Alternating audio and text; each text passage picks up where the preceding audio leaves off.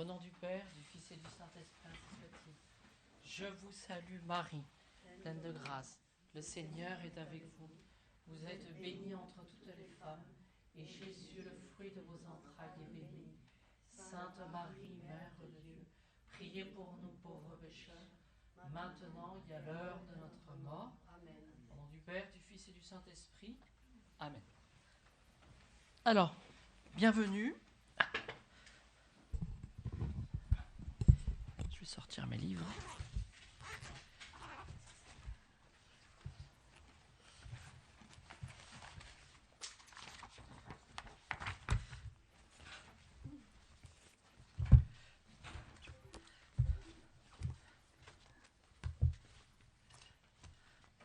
J'ai plein de sources aujourd'hui, plein de livres. Alors. Vous nous empruntez à la cathédrale, non ? Pas du tout. Ah non. C'est des livres.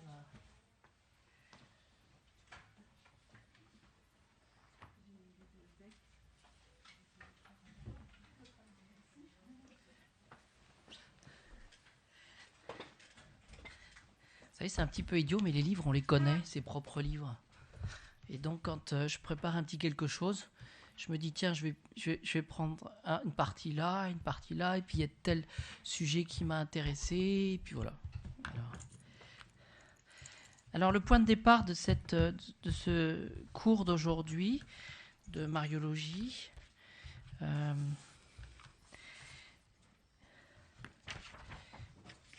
point de départ d'aujourd'hui, c'est finalement... Je me posais un peu la question de ce que j'allais vous dire aujourd'hui, et je vais vous parler de Lourdes, mais de manière, parce qu'on connaît déjà l'histoire de Lourdes, mais je voudrais redonner quelques éléments de méditation, ce qui servira un petit peu de base au cours d'aujourd'hui. C'est que j'ai lu un article qui date de la semaine dernière, et je vous l'ai dit que j'ai peut-être le tort pour certains en tout cas, mais de lire la Croix. Voilà. Et il y a des articles intéressants de temps en temps, et il y a un article qui s'intitule « Lourdes, pourra-t-on de nouveau se baigner dans les piscines du sanctuaire ?» Voilà. Et j'ai trouvé que c'était intéressant de resituer un petit peu au niveau théologique et au niveau du sens aussi, de resituer cette pratique qui existe depuis le départ à Lourdes de se baigner dans les piscines. Voilà. Vous savez, qui a été changé en un rite de l'eau qu'on met dans le creux de la main, je crois. Voilà. Alors le but, je précise tout de suite, c'est pas de dire voilà. Il y en a qui ont raison, il y en a qui ont tort. Enfin, je pense que c'est pas intéressant. C'est de voir pourquoi est-ce que Notre-Dame, comment ça s'est fait, et pourquoi est-ce que dès le départ, il y a eu justement les piscines, voilà, qui étaient réservées pour les malades, mais pas que. Les malades physiquement, puis en même temps cette guérison, voilà. En vous livrant aussi peut-être ce témoignage que j'étais pas très enthousiaste au départ d'aller dans les piscines. Voilà, on a toujours peur un peu d'attraper des maladies, je sais pas comment. Voilà. Pas du tout. Voilà. Un manque de foi. Voilà. Alors, depuis la crise sanitaire, les bains dans les piscines de Lourdes ont été remplacés par le geste de l'eau. Et pour expliquer la non-réouverture des bassins, parce qu'on est confronté à cela, le sanctuaire invoque, entre autres, la raison sanitaire. Il laisse entendre qu'une réouverture totale n'est pas assurée. Alors ça, c'est la Croix, c'est pas moi qui l'invente. Voilà. Voilà, c'est un article du 9 février. Voilà. Près de 3 ans après la pandémie, la question reste toujours ouverte. Pendant la crise sanitaire, l'immersion complète des pèlerins dans les bassins de Lourdes avait été remplacée par le geste de l'eau. Or, celui-ci se perpétue aujourd'hui. Dans le bâtiment des piscines resté ouvert, les bénévoles hospitaliers versent l'eau de la source au creux des mains des pèlerins. Ceux-ci peuvent alors la boire, se laver les mains ou le visage. L'hospitalier leur propose ensuite de se tourner vers la Vierge pour prier et déposer leurs intentions. Depuis la crise sanitaire, ce geste est substitué aux bains qui ne sont plus proposés aux pèlerins. L'immersion dans l'eau, ce rituel traditionnel pratiqué à Lourdes après les apparitions de 1858, demeure, je ne fais pas de commentaire, demeure toutefois possible sur demande adressée au recteur du sanctuaire. Je ne sais pas si vous avez vu les piscines à Lourdes, mais une des raisons pour lesquelles on n'allait pas souvent dans les piscines, c'est qu'il fallait attendre des heures et des heures. Vous vous souvenez de ces chapelets qu'on récitait Quoique, quand on est prêtre, on avait des passe-droits, on passait tout de suite. On n'attendait pas. Voilà. Mais seulement, sur demande adressée au recteur du sanctuaire, mais, c'est ce qui est précisé, seulement, entre guillemets, à titre exceptionnel. Voilà. Précise le père Michel d'Aubagne, en poste depuis 2022, mai 2022. Et allez comprendre quelque chose, quand une demande lui est adressée, il indique cependant avoir systématiquement dit oui. Voilà. Bon, je vous donne les raisons. Trois raisons sont invoquées pour la non-réouverture des bassins. La question sanitaire est la principale. En tant que sanctuaire, nous sommes tenus à un certain nombre d'exigences parce que nous accueillons des foules. Nous ne voulons pas, dit le recteur, déroger à ce protocole sanitaire et prendre le risque d'être un jour un foyer de contamination. Ça, c'est la première raison.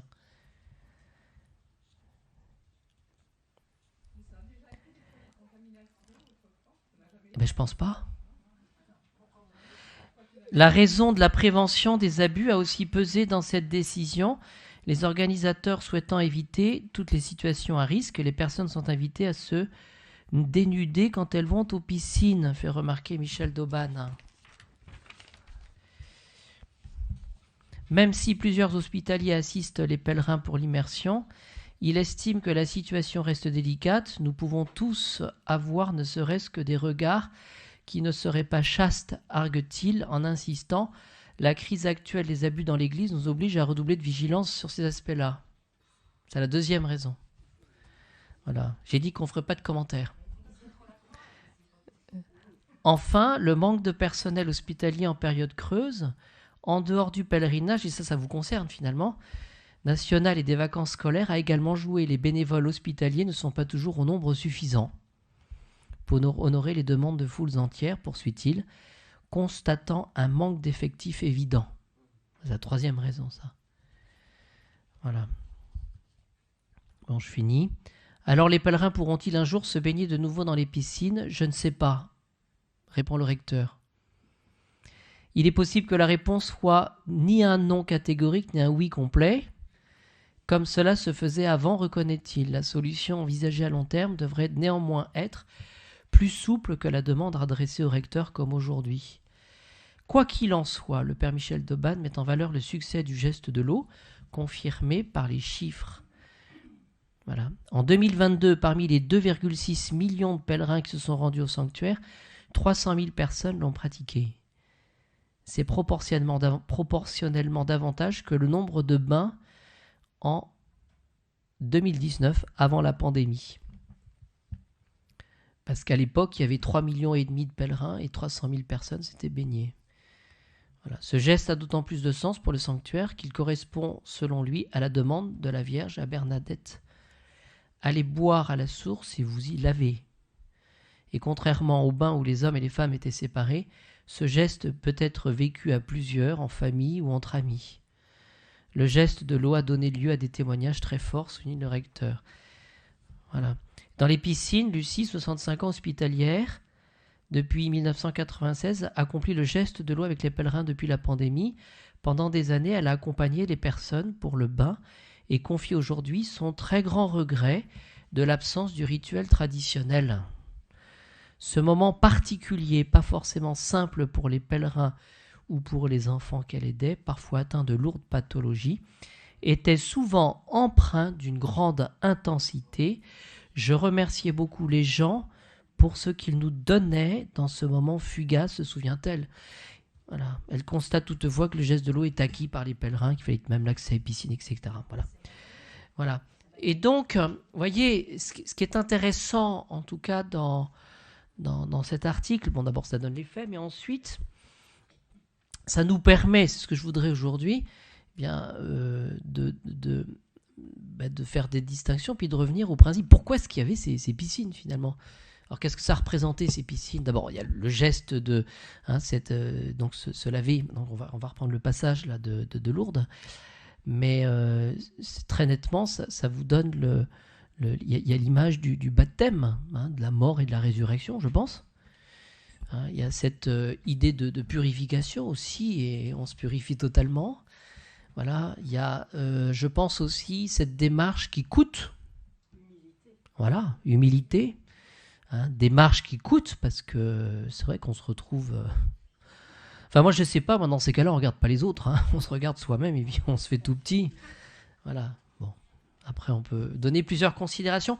Mais, voyez, bon, voilà, je pense que c'est intéressant de redonner voilà, quelques éléments. Et puis, il y a quand même l'argument, me semble-t-il, de ce que depuis 1858, ça se faisait. C'est depuis le départ. Donc, c'est quand même un argument aussi de tradition. Je sais pas, Alors, pour les apparitions,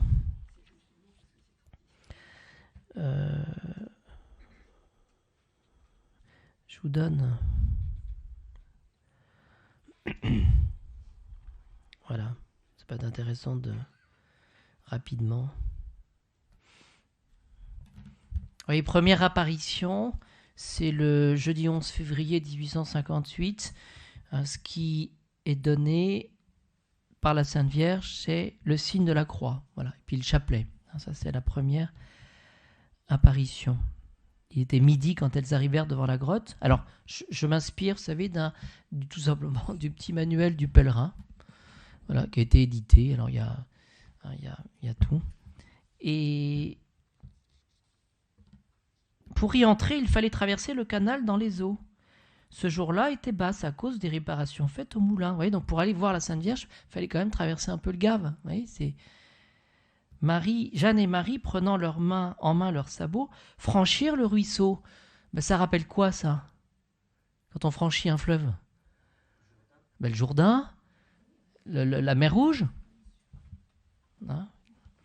Et se mirent à ramasser les débris des branches mortes dont le sol était jonché. Demeurée en arrière, Bernadette hésitait à se mouiller les pieds à cause de la fraîcheur de l'eau, pour ne pas augmenter son asthme. Sur l'insistance de ses compagnes, elle se déchaussait lorsqu'elle entendit autour d'elle comme le bruit d'un coup de vent. Elle crut un ouragan soudain et leva instinctivement la tête. Tout était calme et les arbres du rivage complètement immobiles. Elle se baissa pour ôter son second bas. Un bruit semblable au premier se fit encore entendre. Elle regarda en face d'elle et voulut pousser un cri qui s'étouffa dans sa gorge. Voilà. Et donc c'est là où elle va voir dans la niche de forme ovale creusée jusqu'au fond du rocher se tenait au sein d'une clarté lumineuse une dame paraissant avoir 16 à 18 ans, douce, divinement belle. Son vêtement d'une étoffe inconnue était gracieux et simple, une robe blanche, longue et traînante, laissait ressortir les pieds qui reposaient sur le roc et foulait légèrement la branche d'un églantier. Sur chacun de ses pieds nus s'épanouissait une rose brillante couleur d'or. C'est élégante la Sainte Vierge là. Et sur le devant, une ceinture bleue nouée à moitié autour du corps pendait en 2 longues bandes. En arrière, un voile blanc fixé autour de la tête descendait en longs plis jusqu'à la base de la robe. Ni bague, ni collier, ni diadème, ni joyaux. Un seul chapelet dont les grains étaient blancs, connu le lait, et la chaîne jaune comme l'or pendait de ses mains. Voilà. Bon. Deuxième apparition, c'est le sourire. Voilà. Et pourquoi est-ce que Notre-Dame va sourire, hein? C'était le 14 février 1858. Qu'est-ce qu'elle va faire, Sainte Bernadette? Elle va jeter de l'eau bénite. Voilà. Parce qu'elle avait peur, et de fait, hein, les chroniqueurs disent qu'au moment de Lourdes, il y avait des fausses apparitions. Au niveau spirituel, hein, ça a déchaîné un petit peu la colère du démon qui voulait jeter le trouble finalement. Donc il y avait des fous, il y avait des folles, enfin je sais pas moi, il y avait des personnes qui... Troisième apparition, le jeudi 18 février, les premières paroles et la promesse du bonheur. Voilà. Alors Notre-Dame dit « Ce que j'ai à vous dire, il n'est pas nécessaire de le mettre par écrit. Faites-moi la grâce de venir pendant 15 jours. » L'enfant répondit « Je viendrai, je demanderai la permission à mes parents. » Et la dame reprit « Et moi je vous promets de vous rendre heureuse, non en ce monde, mais dans l'autre. » Voilà. Je passe, mais le vendredi 19, c'est la fidélité de Bernadette, elle continue à venir. Et ensuite, hein, il y a l'assaut du démon. Voilà, les contradictions. En chemin, elle leur raconta un fait étrange survenu pendant la vision. Des voix inconnues, affreux mélange de cris et de malédictions, semblaient sortir du côté du Gave. Soudain, l'une d'elles, dominant les autres, avait crié d'une manière stridente et pleine de rage « Sauve-toi, sauve-toi !» À ce cri, la dame leva la tête, fronça les sourcils en regardant vers la rivière. Sur ce simple mouvement, les voix disparurent.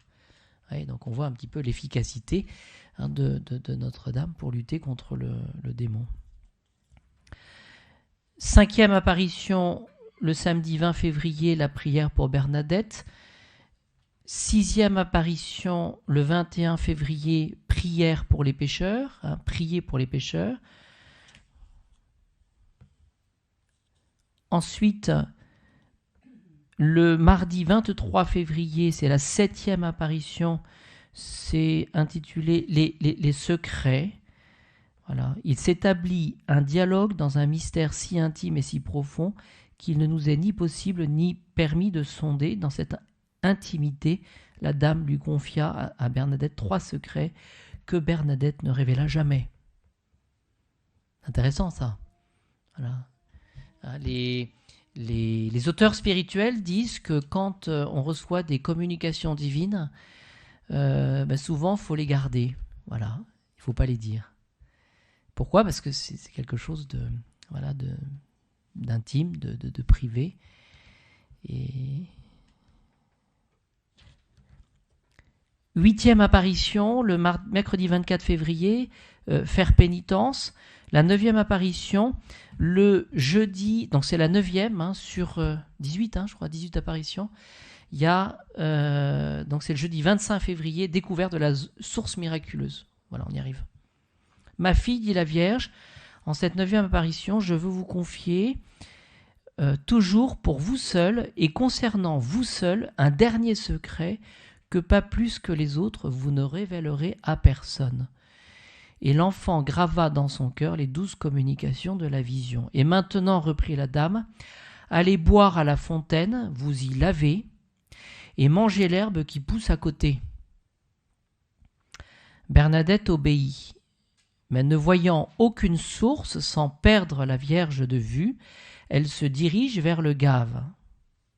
Ben oui, il n'y a pas d'eau, donc elle se dit, là, il y a un problème. N'allez point là, disait l'apparition, je n'ai pas dit d'aller boire au Gave. Allez à la fontaine, elle est ici. Et étendant la main, elle montre du doigt ce même coin desséché vers lequel la veille, elle l'avait déjà fait monter à genoux. Bernadette, n'apercevant nulle apparence de fontaine, se met à faire un petit trou dans la terre où s'amassa au fond un peu d'eau boueuse. Du creux de la main, elle en porte 3 fois à la bouche sans oser y toucher. Enfin, sur l'ordre de la vision, elle boit ce mélange et mouille son visage. Puis elle mange aussi quelques brins d'herbe. C'était de la dorine. Bientôt, l'eau de la source franchit les bords du petit réservoir creusé par l'enfant, se mit à couler en un mince filet, grandit peu à peu et devint un jet puissant. Elle coule depuis cette époque sans avoir jamais tari, même sans avoir subi de diminution. Elle s'échappe par quelques robinets où la foule des pèlerins va boire et puiser constamment et remplit les piscines destinées au bain des malades. L'émotion de la multitude fut grande devant ce prodige. Dès que Bernadette fut sortie de l'extase, on se précipita vers la grotte. Chacun voulait voir de ses yeux le creux où l'eau venait de surgir. Chacun voulait y plonger son mouchoir et emporter une goutte à ses lèvres. Nulle source jusqu'à là n'avait existé dans la grotte, et voilà que maintenant il en coulait une au lieu même où Bernadette avait remué le sable. Voilà. Bon, 10e apparition, message aux prêtres pour la construction des églises. Ensuite, 11e apparition, persévérance et comparition. 12e apparition, le chapelet de Bernadette. Le 13e apparition, nouveau message aux prêtres. 14e apparition, l'apparition du soir. Et la 15e et dernière, non, c'est pas la dernière, la 15e, c'est le Magnificat. La 16e, la dame révèle son nom, je suis l'Immaculée Conception. Voilà. La 17e apparition, c'est le fameux miracle du cierge. Et la 18e apparition, l'adieu de la Vierge. Voilà. Donc, voilà un petit peu pour les faits. Alors, pour que ce soit... J'ai regardé, vous savez, il y a le Bernadette Soubirous d'Anne Bernet, voilà, où les choses sont bien racontées.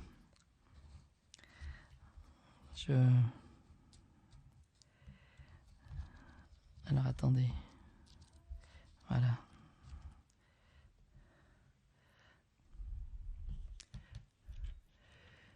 J'ai mis la page, attendez, il faut que je retrouve.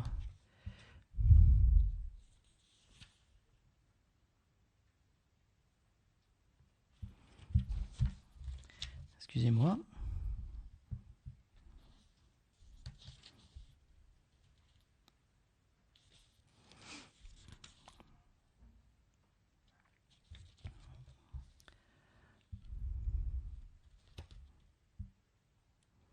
Non, je ne vais pas retrouver. C'était bien raconté par Anne Bernet. Ce miracle de l'eau. Bon.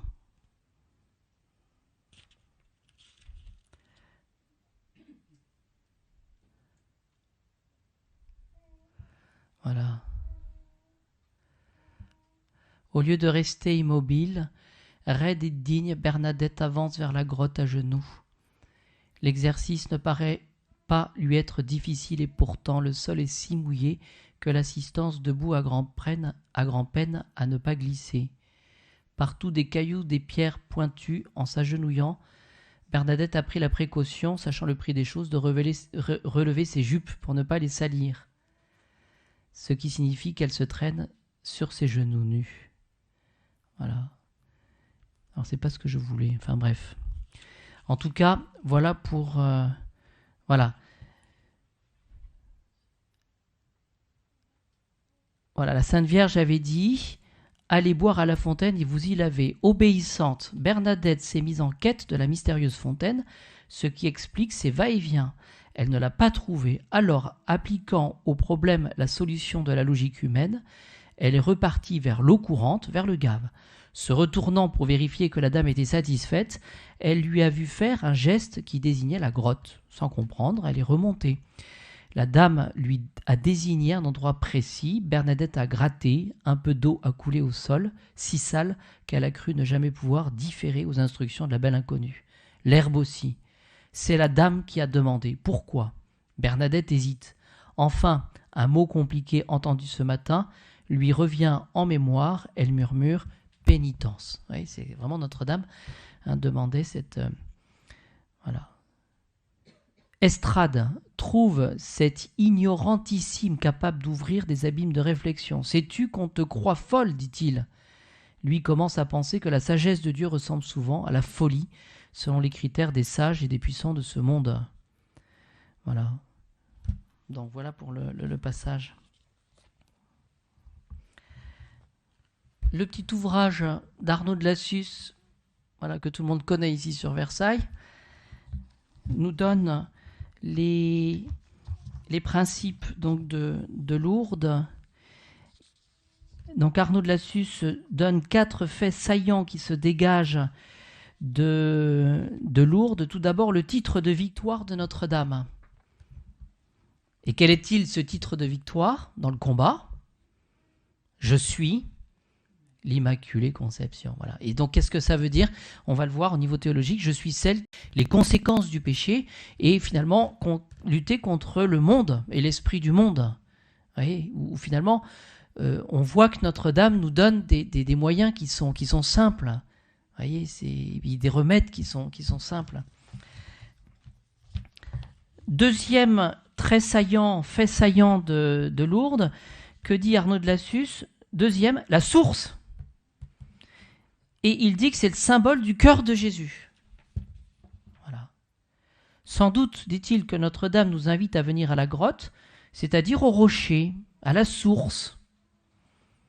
C'est dans le cœur de son Fils qu'elle veut nous introduire. Du côté ouvert, il sortit du sang et de l'eau. C'est en Saint Jean, chapitre 19. Et dans ce sang, il nous faut nous laver afin que nos péchés soient pardonnés. De cette eau, il faut boire afin que l'Esprit sanctificateur et illuminateur nous permette de déceler les pièges du diable et de marcher selon la vérité. Voilà. Alors après, il y a un troisième fait saillant, c'est l'appel à la pénitence. Voilà, pénitence, pénitence, pénitence. Et justement, Notre-Dame a demandé justement des signes de cette pénitence, justement par le fait de boire de cette eau boueuse et puis d'en mettre sur le visage et d'aller manger de l'herbe. Vous voyez, donc c'est intégré ça dans la pénitence. Voilà. Et au geste, il faut aller baiser la terre en pénitence pour les pécheurs, dit Notre-Dame. Et au geste, il faut joindre la supplication, c'est la prière. Vous prierez Dieu pour les pécheurs. Vous voyez, donc il y a dans ce geste de pénitence, finalement, une demande de Notre-Dame de prier, de prier pour les pécheurs. Et c'est ce qui est demandé à Lourdes. Donc de prier pour nous-mêmes, parce qu'en général on pense aux autres quand il y a des pécheurs, mais vous voyez, à la prière.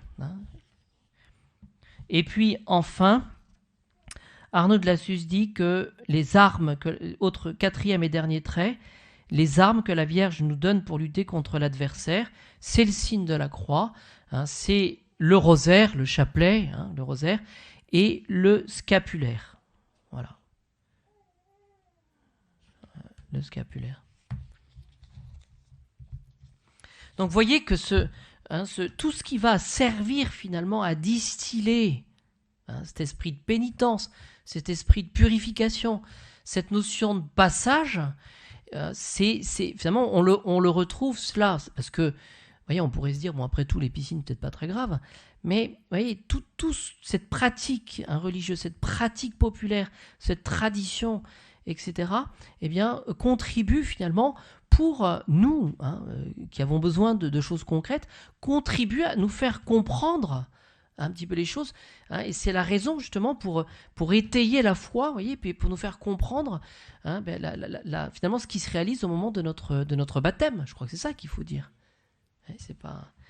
Et d'ailleurs, pour ceux qui sont allés dans les piscines, on va faire un sondage là. Qui est allé aux piscines ici ? Voilà. Et qui est hospitalier, hospitalière ? Voilà, mais il a raison, le recteur, là, il n'y a pas assez de monde. Mais voyez, il y a cette idée, quand on y va, on est littéralement plongé, vous voyez, et on lave son âme. Il y a vraiment un très beau geste, voilà, qui est tout simple et puis qui est très émouvant. Je vais vous raconter cette histoire là. Je m'occupais là d'une, il avait quoi, 35 ans, un jeune père de famille et qui avait un cancer, voilà. Donc on l'avait comme on l'avait amputé de la jambe pensant arrêter le cancer, mais le cancer a continué à se développer. Et en dernier recours, je me souviens, je lui ai dit, ben voilà, on va aller ensemble à Lourdes. Donc on est allé ensemble à Lourdes, puis avec sa famille, puis avec ses enfants, voilà. Et cette démarche, je me souviens, on l'a accomplie ensemble. Alors lui, il était ému, puis il a fait une prière, je peux vous dire, qui était fervente. Malheureusement, il est mort après. Mais et moi-même, j'étais, je crois, peut-être plus ému que lui, parce que finalement, on est tous les deux. Je lui avais fait bénéficier de mon privilège, c'est-à-dire qu'on était passé devant tout le monde, donc il était. Et puis, je me souviens, en sortant de la piscine, on repassait devant la grotte, vous savez, parce que c'était sur le côté droit, là, on repassait devant la grotte. Puis il y avait des prières, et puis à un moment, il m'arrête, puis il me dit, mon père, vous croyez que je vais guérir ? Moi, je le sens, je vais guérir. Bon, je vous avoue que je n'avais pas trop quoi répondre, voilà. Mais je lui ai dit, oui, vous allez guérir. Parce que finalement, c'était son. Alors évidemment, on souhaitait que qu'il soit guéri dans son corps. Mais je sais qu'il est mort en paix. Et d'ailleurs, voilà, quand il est mort, il a demandé à ce qu'il n'y ait plus rien dans sa chambre. Je me souviens, il voulait partir, voilà, sans rien du tout. Et ce qui s'est passé, c'est que moi, je peux en témoigner, c'est que il avait été, je dirais, changé, mais vraiment profondément, dans son cœur et dans son âme. Et il est parti comme un saint, quoi, parce qu'il est parti en offrant, en priant pour ses enfants. Je me souviens qu'il était, c'était quoi, une journée, la veille de sa mort, il avait des enfants qui étaient petits, dont une petite qui était en CP, et puis elle avait, alors parce que la vie de famille était assez désorganisée, et sa petite fille n'arrivait pas à lire, voilà. Alors lui, il avait encore un peu de force pour lui dire, tu viens, puis tu vas lire avec moi, voilà ça. Et donc moi j'arrive, et puis voilà, et puis il dit à sa petite fille de partir, et puis il me dit, voilà, je m'en occupe encore. Et puis il entendait ses enfants à l'étage se disputer, et il dit, c'est bizarre, je vais mourir et la vie continue, parce que les enfants, ils se rendent pas compte. Ils étaient en train de se disputer à l'étage, là, c'était... Mais tout ça pour dire que finalement, nous avons besoin, me semble-t-il, de choses très concrètes. Et finalement, ces piscines, voilà, c'est pas dans le domaine de la foi, c'est pas quelque chose de révélé, c'est pas quelque chose... Donc, il faut remettre bien les choses à leur place. On serait peut-être pas moins, je dirais, dévots de Lourdes sans les piscines, mais n'empêche que je pense que on a tous besoin justement de ces signes qui nous sont donnés, et puis pour nous aider à croire encore plus, et puis à réaliser les choses. Vous voyez, on a besoin de choses concrètes. Voilà. Et je trouve que c'est ce que nous donnaient les piscines. Juste un petit mot sur Notre-Dame Marie, qui a été exempte de toute faute, a été lavée donc, même vénielle. Voilà, le Concile de Trente a défini que l'homme, une fois justifié, ne peut continuellement éviter, dans tout le cours de sa vie, tous les péchés véniels, sans un privilège spécial, comme celui que l'Église reconnaît avoir été concédé à la Sainte Vierge. Vous voyez, ce que dit le Concile de Trente, c'est que, et d'ailleurs c'est une consolation, c'est que on commet des péchés véniels, voilà. C'est-à-dire que ces péchés véniels, je le rappelle, matière légère, je le sais, je le veux, ou matière grave, mais qui n'a pas la condition d'une forme d'ignorance, voilà, quand on ne sait pas trop, quand on ne le veut pas vraiment, voilà. Et donc de péché mortel, ça devient péché véniel. Mais ce que je veux dire, c'est que, vous voyez, notre condition à nous, c'est d'être pécheur. Donc on a besoin, de la confession, on a besoin de laver notre âme. On a besoin de... Et Notre-Dame, elle a eu le privilège de même pas connaître le péché véniel. Voyez, Marie a évité de fait toute faute, même légère. Saint Augustin affirme que pour l'honneur de son Fils, qui devait remettre les péchés du monde, il ne saurait être question d'elle quand il s'agit de péché. Voyez, et la raison profonde de Notre-Dame préservée du péché et même des péchés véniels, c'est parce qu'elle est la maman, la mère du bon Dieu, de Jésus qui est Dieu. Voilà. Et donc, si nous retenons cet argument pour nous-mêmes, dans la mesure où nous recherchons Jésus et dans la mesure où nous voulons être véritablement les frères de Jésus puis les enfants du bon Dieu, eh bien nous pouvons invoquer Notre-Dame qui, elle, a été préservée du péché justement pour cette raison. C'est-à-dire que finalement, il n'y a pas 36 solutions. Vous voyez, qu'est-ce que vous pouvez dire à un adolescent qui lutte contre les grandes tentations de la chair? Bon, on peut lui dire c'est pas bien, mais il le sait. Voilà. On peut lui dire arrête, c'est compliqué. Mais ce qu'on peut lui dire, c'est que si ton cœur est rempli du bon Dieu par la prière, par une confession humble et fréquente, par le souci de communier, alors oui, en raison de Jésus, ce sera plus facile de lutter contre ces tentations de la chair. Voyez, on dit bien que la nature a horreur du vide. Voyez, c'est pour ça que Notre-Dame, nous pouvons l'invoquer pour cela. Les pères et les théologiens écartent même, par leur façon de parler de Marie, toute imperfection volontaire, car selon eux, elle n'a jamais été moins prompte à répondre à une inspiration divine donnée par manière de conseil. Vous voyez, c'est-à-dire que finalement, c'est ce qu'on appelle la correspondance à la grâce. Vous voyez, c'est-à-dire que finalement, il y a cette idée d'obéissance au bon Dieu, il y a ces injonctions, ces grâces, comment on appelle ça, les grâces, les secours passagers, là, les grâces actuelles. Les grâces actuelles.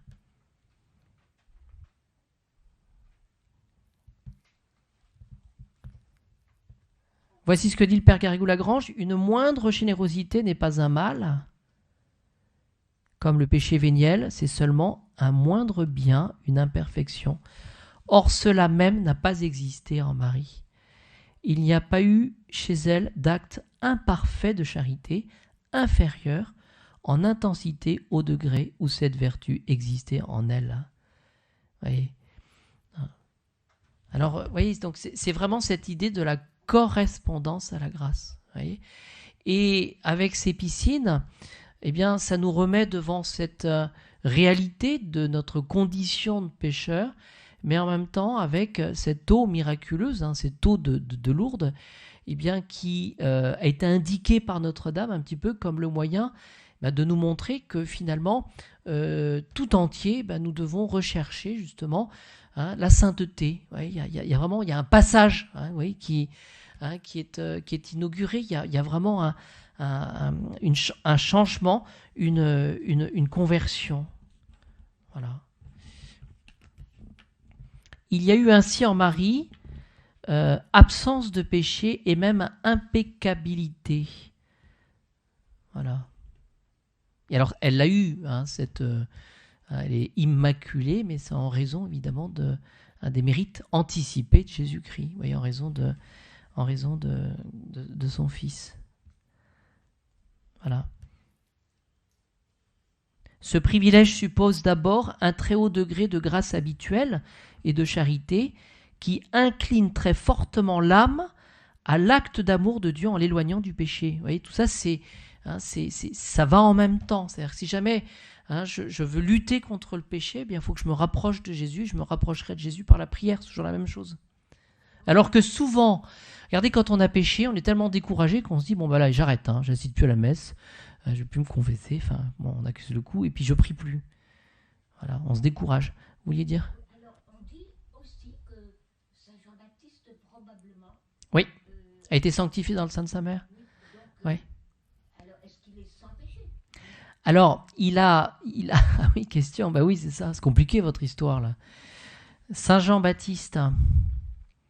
Moi, je pense qu'on le... je sais pas, faut pas que je dise de bêtises, mais je pense qu'il ne l'a pas à ce degré éminent de la Sainte Vierge, je pense. Et Saint Joseph ?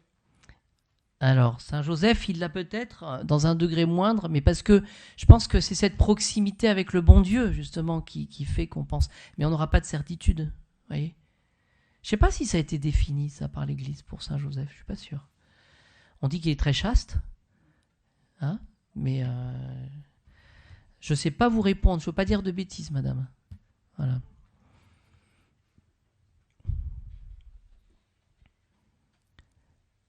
Ce privilège donc suppose d'abord un très haut degré de grâce habituelle et de charité. Il suppose en outre la confirmation en grâce, qui d'habitude chez les saints se fait par une grande augmentation de charité, celle surtout de l'union transformante, augmentation accompagnée de grâce actuelle. C'est-à-dire que il va y avoir cette transformation de l'âme de par la proximité avec le bon Dieu. Voilà. Et donc, ce qu'il ne faut pas oublier non plus, c'est que cette proximité avec le bon Dieu va permettre pour l'âme concernée, donc pour la Sainte Vierge, de poser des actes libres et méritoires toujours plus élevés. Oui, donc, mais cela suppose, il y a eu ainsi en Marie une assistance spéciale de la Providence qui, mieux encore que dans l'état d'innocence, préservait de toutes ses facultés de cette déviation. C'est-à-dire vraiment, elle était préservée, voilà, elle était immaculée. Bon, je ne vais pas rentrer dans le détail, mais vous voyez, donc retenons que finalement celle qui va nous aider à lutter contre le péché, c'est Notre-Dame. Et pour reprendre notre exemple de ces adolescents qui luttent, une consécration à la Sainte Vierge, eh bien, va permettre justement, un pèlerinage en l'honneur de la Sainte Vierge, va permettre d'obtenir cette grâce. Les anges, ils vont plus de péché, les bons anges. Ah non, parce que ils sont déterminés, les anges. Il n'y a eu qu'une seule épreuve. Voilà, ils sont déterminés dans le bien. Et ce que nous pouvons maintenant... j'ai trouvé une catéchèse de Saint Cyril de Jérusalem sur le Saint-Esprit. Le Saint-Esprit qui est un esprit d'amour, et donc qui nous permet justement de rester unis avec le Seigneur. Voilà. L'eau, parce qu'on revient à ce qui nous intéresse, symbole de l'esprit. Voilà. Alors que dit Saint Cyril de Jérusalem ? L'eau que je lui donnerai deviendra en lui source jaillissante pour la vie éternelle. C'est une eau toute nouvelle, vivante et jaillissante, jaillissant pour ceux qui en sont dignes. Pour quelle raison, dit-il, le don de l'esprit est-il appelé une eau ? C'est parce que l'eau est à la base de tout. Parce que l'eau produit la végétation et la vie. Parce que l'eau descend du ciel sous forme de pluie. C'est l'image de la grâce qui va se répandre. Parce qu'en tombant sous une seule forme, l'eau opère de façon multiforme. Alors ce qui veut dire, c'est que l'eau, elle tombe de la même façon pour tout le monde. Voilà, il n'y a pas un choix de goutte spécial pour telle ou telle personne. Mais n'empêche qu'une fois que la terre est irriguée, une fois que l'âme est irriguée par l'eau, eh bien l'eau sera restituée de manière différente. Elle n'a qu'une seule manière d'être et elle n'est pas différente d'elle-même. La pluie ne se transforme pas quand elle descend ici ou là, mais en s'adaptant à la constitution des êtres qui la reçoivent, elle produit en chacun ce qui lui convient. Voyez ? Et donc, cette immersion dans les piscines, alors évidemment, ça existe forcément dans le geste de l'eau, mais je veux dire que cette immersion dans la piscine eh bien, permet de réaliser finalement, lors de la signification, si on suit notre raisonnement avec Saint Cyril de Jérusalem, c'est que tous nous sommes plongés dans l'eau, mais nous en ressortons, comme cela se fait au moment du baptême, mais d'une manière différente pour chacun de nous, parce que nous recevons la grâce du bon Dieu. Voilà, je ne sais pas si je me fais comprendre. Et les charismes de sainteté seront différents en fonction des personnes. Voilà. Alors notre auteur, le Saint Cyril de Jérusalem, eh bien, dit que le Saint-Esprit, l'Esprit Saint, agit ainsi. Il a beau être un, simple et indivisible, il distribue ses dons à chacun selon sa volonté. De même que le bois sec associé à l'eau produit des bourgeons, de même l'âme qui vivait dans le péché, mais que la pénitence rend capable de recevoir le Saint-Esprit, apporte des fruits de justice. Oui, c'est-à-dire qu'on va être plongé, c'est toujours la même chose. Bien que l'Esprit soit simple, c'est lui, sur l'ordre de Dieu et au nom du Christ, qui anime de nombreuses vertus. Cette sainteté multiforme qu'on va retrouver. Et d'ailleurs, heureusement qu'ici présent, pour nous les personnes, nous n'avons pas tous les mêmes signes de sainteté. Parfois, c'est difficile à voir chez certaines personnes.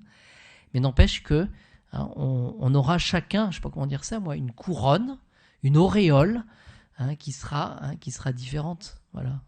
Et je le répète souvent, on sera même étonné au ciel. Voilà. Vous savez. Ah, vous êtes là, vous?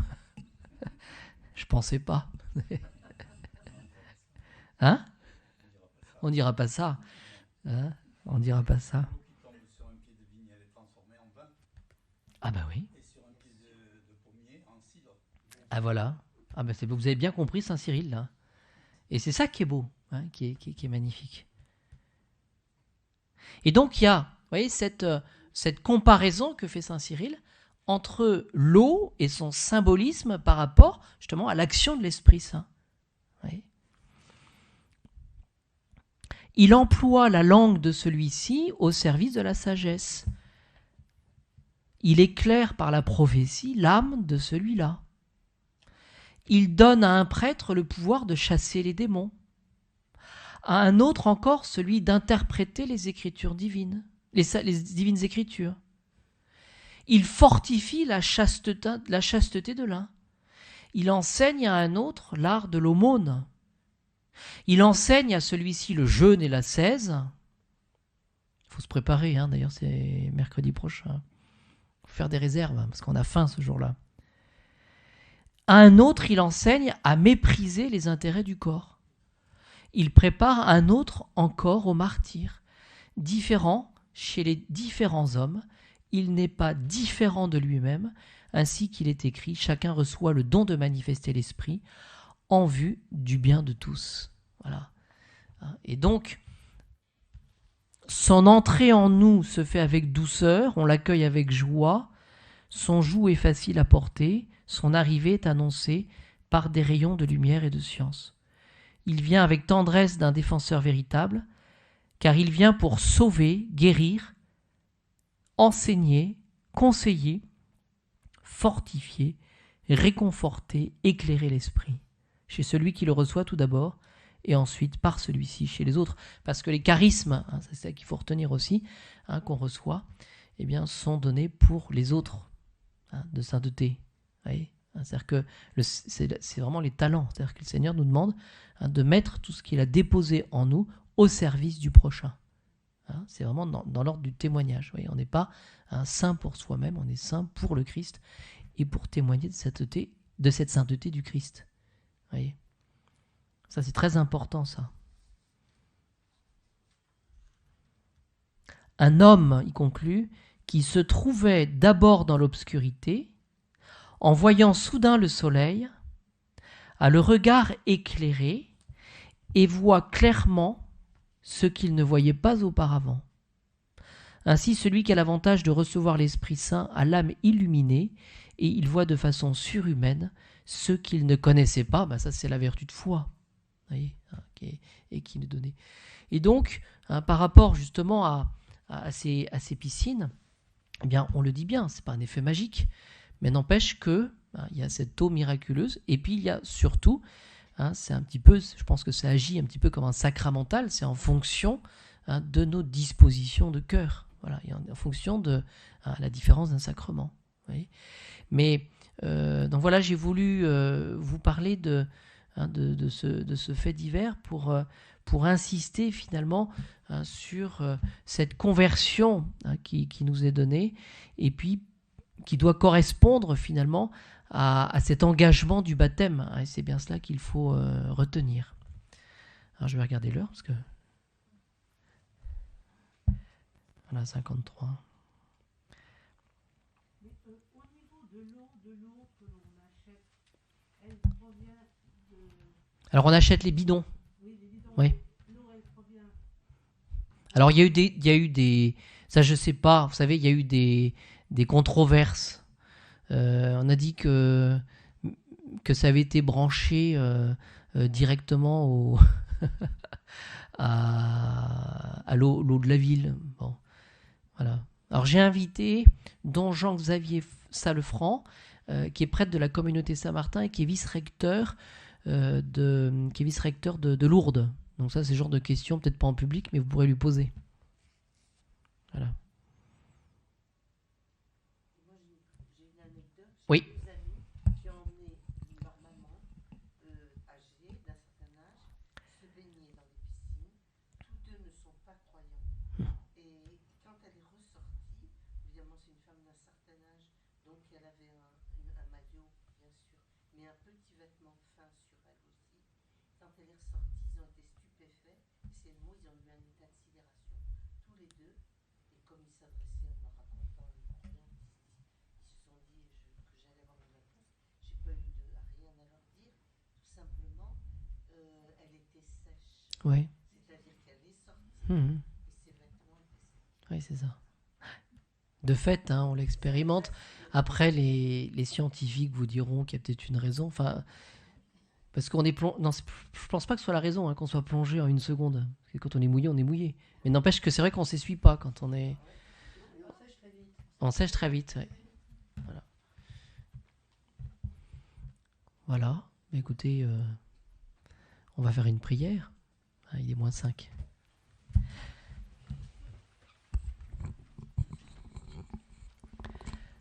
Au nom du Père, du Fils et du Saint-Esprit, ainsi soit-il. Nous allons prier Notre-Dame pour qu'elle nous donne cette grâce de la fidélité au baptême, à notre baptême, où il s'agit toujours de renoncer aux démons et à ses pompes, au monde, pour nous attacher à notre Seigneur Jésus-Christ et pour œuvrer et construire pour le ciel. Il s'agit de faire connaître Jésus.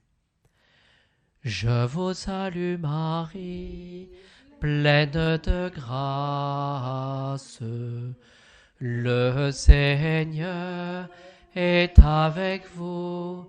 Vous êtes bénie entre toutes femmes, et Jésus, le fruit de vos entrailles, est béni. Sainte Marie, Mère de Dieu, priez pour nous, pauvres pécheurs, maintenant et à l'heure de notre mort. Amen. Notre-Dame de Lourdes, Sainte Bernadette, nos saints anges gardiens, au nom du Père, du Fils et du Saint-Esprit.